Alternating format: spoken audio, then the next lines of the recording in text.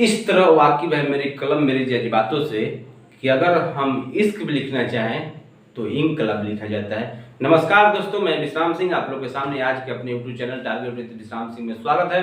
तो आज हम एक बहुत अच्छा एक देशभक्ति टॉपिक लेके आए हैं कि आखिर आने वाला है 19 दिसंबर को गोवा में एक गोवा लिबरेशन डे मनाया जाता है, गोवा मुक्ति दिवस।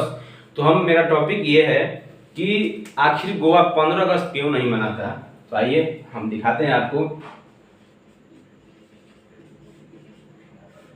आखिर गोवा 15 अगस्त क्यों नहीं मनाता, क्यों नहीं मनाता गोवा, और आखिर गोवा 15 अगस्त क्यों नहीं मनाता है, इस पर हम आज चर्चा करेंगे। तो दोस्तों आज हम बात करते हैं कि जिंदगी भी खेलती है उसी के साथ जो बेहतरीन खिलाड़ी होते हैं, जिंदगी भी खेलती है उसी के साथ जो बेहतरीन खिलाड़ी होते हैं। दर्द सबके एक जैसा है दोस्त, मगर हौसले सबके अलग अलग हैं।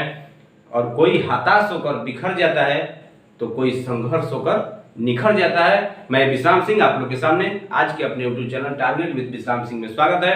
तो आज का टॉपिक है गोवा, आखिर गोवा 15 अगस्त क्यों नहीं मनाता है, गोवा लिबरेशन डे क्यों मनाता है। आखिर इसी देश में रहते हुए एक देश के एक राज्य, एक हिस्सा, एक अभिन्न अंग होते हुए भी गोवा अपना आज़ादी दूसरे दिन और देश अपना आज़ादी दूसरे दिन आखिर क्यों मनाता है, इस पर हम चर्चा करने के लिए आज आपके पास आए हैं। क्योंकि अगर भारतीय नागरिक हैं तो आपको ये जानना बहुत जरूरी हो जाता है कि आखिर गोवा 19 दिसंबर को गोवा लिबरेशन डे क्यों मनाता है। दोस्तों हम बता दें कि सबसे पहले पुर्तगीज आए थे 1498 में, वास्को डी गामा जब आया था सबसे पहले और गया सबसे बाद। ये भी एक बहुत बड़ा राज है। आपके दिमाग में हमेशा से यही है कि ब्रिटिशर्स ने हमारे ऊपर राज किया, गुलाम बनाया हमको, और अपने गुलामी की जंजीर में हमको इतना मेंटली गुलाम बना दिया कि हम न कुछ सोच सकते थे न कुछ कर सकते थे। तो दोस्तों ऐसा नहीं है, ब्रिटिशर्स ने तो गुलाम बनाया ही,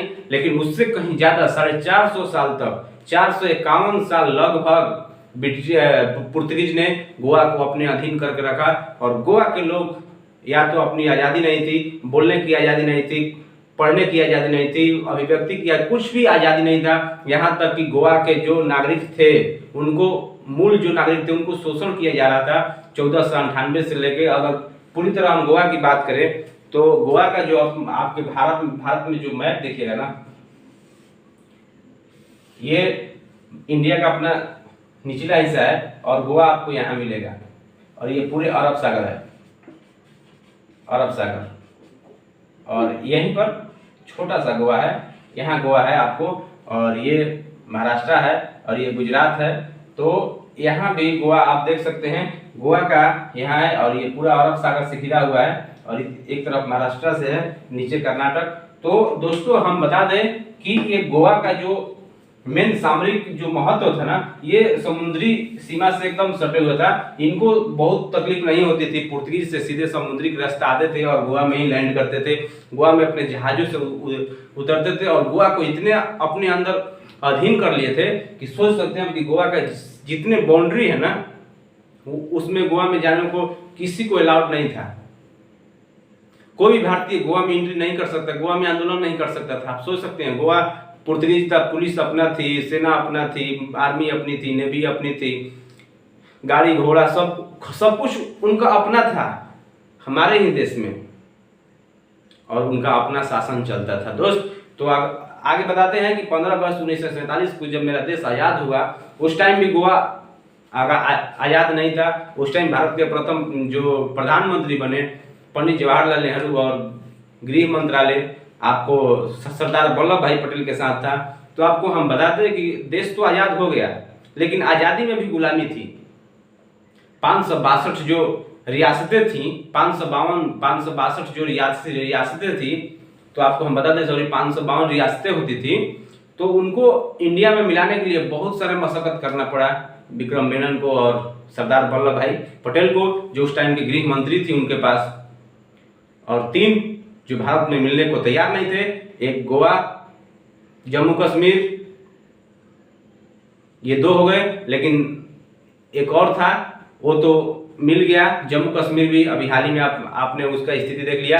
तो आज हम मेनली फोकस करेंगे गोवा पर, और गोवा के ऊपर हम बात करेंगे गोवा आखिर क्यों 1961 में आजाद हुआ। तो आपको हम बता दें कि 1950 तक जब संविधान बन के तैयार हो चुका था, संविधान लागू हो गया था 26 जनवरी 1950 को, उस टाइम से लेकर और 1961 तक हमारे जो भी स्वतंत्रता सेनानी थे, जो भी हमारे नेतागण थे, सब लोग चाहते थे कि गोवा को भारत में मिला लिया जाए। लेकिन पुर्तगीज मानने को इस बात को तैयार नहीं था कि हम भारत में मिलना चाहेंगे या नहीं मिलना चाहेंगे। वो अपने आप को स्वतंत्र रखना चाहता था, क्योंकि गोवा उसके लिए सामरिक महत्व के हिसाब से बहुत महत्वपूर्ण था। इंडिया में अगर प्रवेश करना है तो गोवा को अपने अधीन रखना पड़ेगा। सोच सकते हैं देश आजाद हो गया, अभी भी गोवा आपके हाथ में नहीं आया है और बातचीत से कोई सुनवाई नहीं हो रहा था। बहुत सारे 10 साल गुजर गए आज़ादी के बाद भी, आप सोच सकते हैं आज़ादी के बाद भी गोवा को गुलाम बना के रखा पुर्तगीज ने। एक हमारे स्वतंत्रता सेनानी आते हैं राम मनोहर लोहिया जी। राम मनोहर लोहिया जी गोवा में प्रवेश करते हैं और गोवा के हालात देखकर बोल कर जाते हैं कि हम यहाँ पर एक सम्मेलन करेंगे और कुछ दिन में हम सम्मेलन करेंगे। पुर्तगीज ने उनको उसी वक्त गिरफ्तार कर लिया, गिरफ्तार करके जेल डाल दिया। फिर उनको छोड़ा, छोड़ने के बाद में बहुत सारा बवाल हुआ। बवाल होने के बाद में राम मनोहर लोहिया जी ने गोवा के अंदर एक सम्मेलन भी किया। आप सोच सकते हैं कि 20,000 फौज उनके सामने खड़ी थी, राम मनोहर लोहिया जी के सामने, और लोहिया जी को जाने का परमिशन नहीं था। पणजी में जो सम्मेलन कर रहे थे उस टाइम उनको जाने का परमिशन तक नहीं दिया जा रहा था गोवा में। आप सोच सकते हैं गोवा के नौजवान, बूढ़े, बुजुर्ग, औरत, बच्चे सब अपने अभिव्यक्ति के लिए तड़प रहे थे, लेकिन पुर्तगीज ने उनको एकदम गुलाम बना कर रखा था, बहुत प्रताड़ित कर रहा था दोस्तों। तो किसी तरह राम मनोहर लोहिया जी ने वहां पर जाकर आवाज उठाई। आवाज उठने के बाद में गोवा के जो नौजवान थे उनके अंदर तो ऐसी खून खौल रहा था कि गोवा को हम आजाद करा लें। तब आते हैं नौजवानों ने एक गोवा लिबरेशन आर्मी बनाया, एक ऑर्गेनाइजेशन बनाया गोवा लिबरेशन आर्मी, जो कि गोवा को पुर्तगीज को भगाना है और गोवा को आजाद करना है। हमारे भारतीय सेना यहाँ तक तैयार थी, लेकिन डायरेक्ट कैसे अटैक करते, कोई तो एक क्लू होना चाहिए। हमारा भारतीय सेना एक गलती का इंतजार करती थी और वो गलती पुर्तगीज ने एक दिन कर बैठा। आप सोच सकते हैं कि हमारे रक्षा मंत्री कृष्ण मेनन और गृह मंत्री दोनों के बातचीत के प्रयासों से संभव नहीं हो सका कि गोवा को आजाद करा लिया जाए। अब एक ही रास्ता था, करो या मरो, बस वही रास्ता था। और पुर्तगीज की तरफ से एक गलती 24 नवंबर 1961 को, जो कि भारत को इंतजार था, उसी गलती का इंतजार था और पुर्तगीज ने वो गलती कर बैठा। वो गलती क्या है, आप वीडियो में बने रहिए, हम उस गलती को बताएंगे। क्योंकि साबरमती नामक एक जहाज था जो भारत का, वो अरब सागर में जा रहा था, तभी पुर्तगाल ने उस नाव पर हमला बोल दिया, जिसमें 2 जान चली गई और कई लोग घायल भी हो चुके।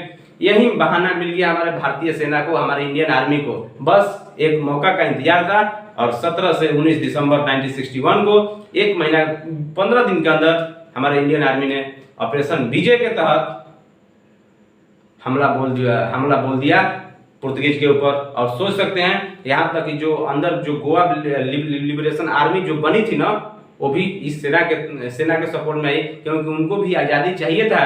Indian arm force involve air, sea and land strike for over 36 hours. आप सोच सकते हैं जहाज, हवा से लेके, पानी से लेके, लैंड से लेके हमारे इंडियन आर्म फोर्सेज ने पूरी तरह बमबारी किया। और आज मतलब कि आप सोच सकते हैं ऑपरेशन विजय, बमबारी करने से पहले ही इसका मीनिंग ही है विक्ट्री। विक्ट्री मतलब विजय होना ही है। और ऑपरेशन विजय के तहत हमारा भारतीय सेना ने 451 साल के गुलामी से आजाद कराया 19 दिसंबर 1961 को।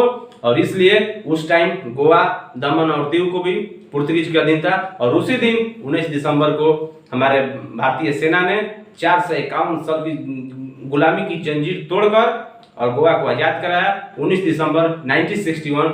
इसीलिए प्रत्येक साल गोवा में गोवा लिबरेशन डे मनाया जाता है, गोवा मुक्ति दिवस मनाया जाता है, क्योंकि हमको मुक्ति मिली है पुर्तगीज से, जो कि 451 साल के गुलाम था हम, भारत गोवा। इसलिए गोवा हर साल 19 दिसंबर को अपना गोवा लिबरेशन डे मनाता है। गोवा बड़ी धूमधाम से अपने स्वतंत्रता दिवस मनाता है। यही रीजन है कि आखिर गोवा 15 अगस्त क्यों नहीं मनाता है। तो दोस्तों हम बता दें कि गोवा 1961 में आजाद हुआ था, 19 दिसंबर 1961 को पुलिस बल के थ्रू। और इसलिए 19 तारीख को प्रत्येक वर्ष 19 तारीख को गोवा आज़ादी दिवस मनाता है। दोस्तों मैं विश्राम सिंह, अगर आपको ये वीडियो अच्छा लगे, पसंद आए तो सब्सक्राइब कीजिए, लाइक कीजिए और बेल आइकन को दबाइए और आगे सब्सक्राइब करते रहिए, शेयर करते रहिए, अपने दोस्तों के पास पहुंचाइए ताकि हर